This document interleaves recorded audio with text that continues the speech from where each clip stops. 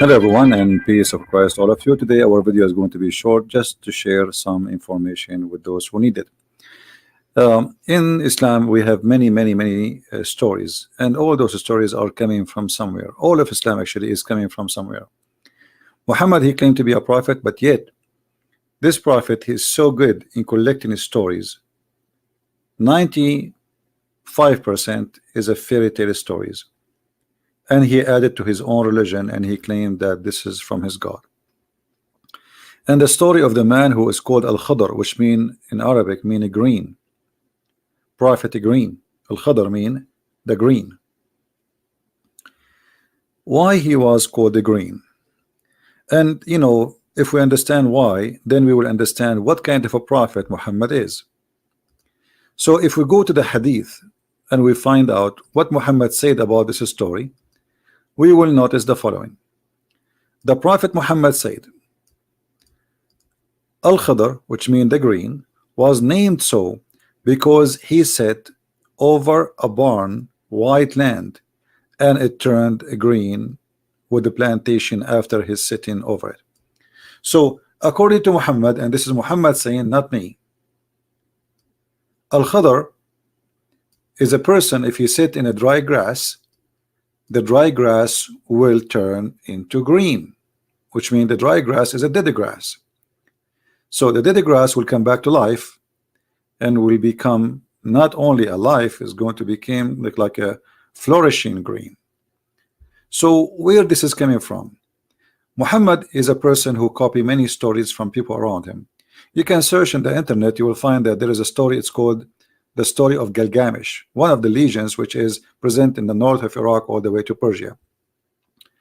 Gilgamesh simply is a person who was looking for the fountain of youth or the fountain of life, and he found it in what's called, the location is called Al-Bahrain, and this is exactly mentioned in the Qur'an, where we will find the story about Moses, who was sent by Allah to meet with green.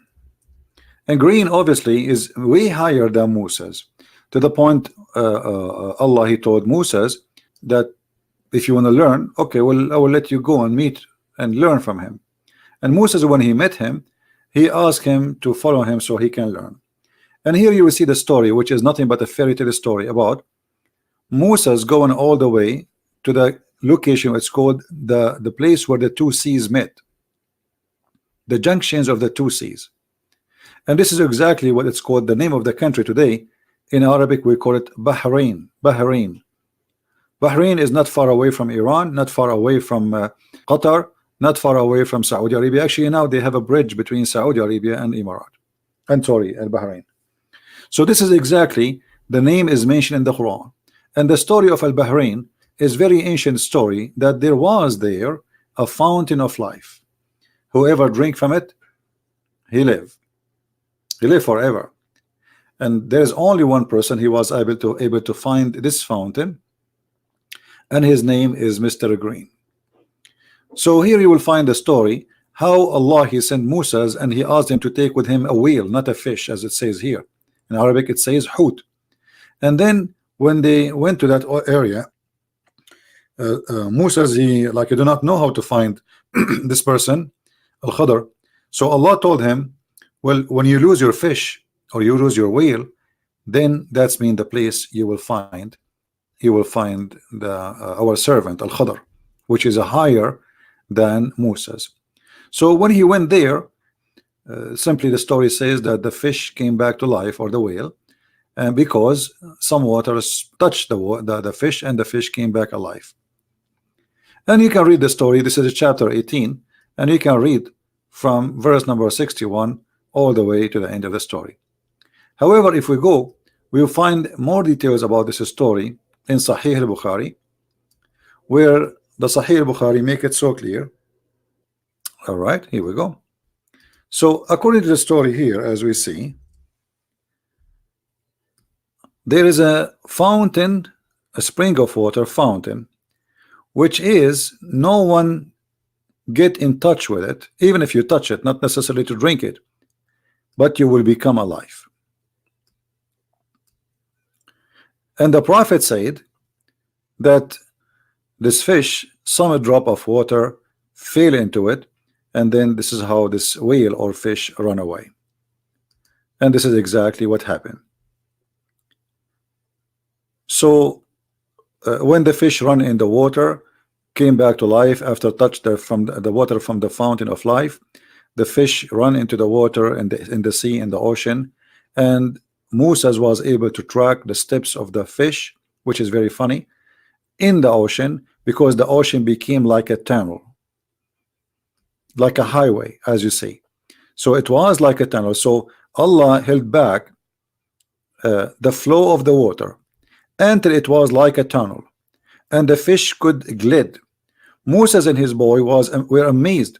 They set the reminder of the day and the night, and Moses, a companion, forgot to inform him to escape, the fish escaped, blah blah blah blah. So you can read the story. I can post the link for you about those references down in the video.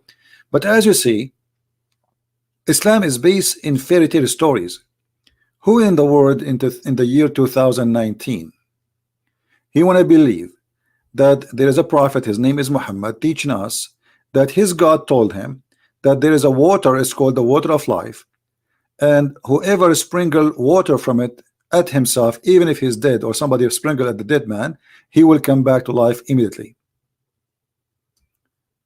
How Muhammad can be a prophet and yet he is telling such a story? How we can accept that Muslims, they speak about science and Quran? How Muslims, they speak to us about amazing stories which is proven to be scientifically accurate, yet they believe in such a madness?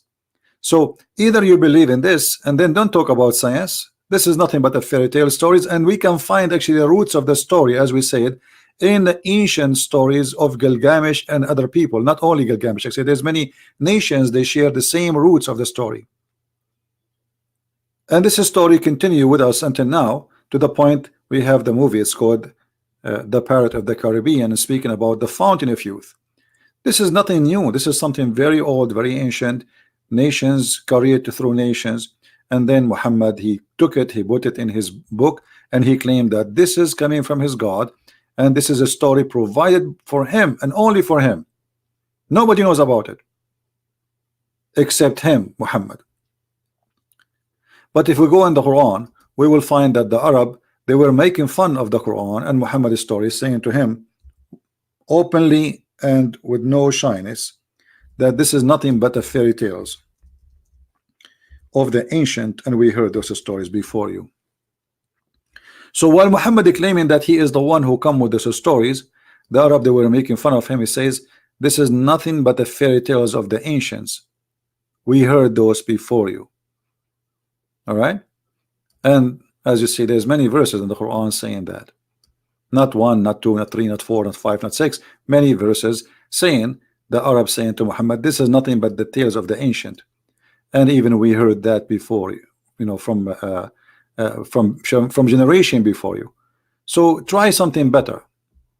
If you go to chapter 23, verse number 83, it says exactly what I said to you. We heard our father, we heard this from our fathers before us. Those stories are old. Those are nothing but the tales of the ancient.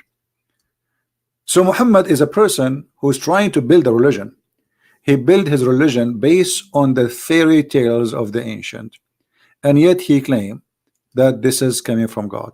Now if you are a Muslim, you are more than welcome to leave your comment and tell me how you really believe in such a story to be coming from God, and yet Muhammad not only adding it in the hadith, but Muhammad, he adding the story in the Quran, as we showed you in chapter 18.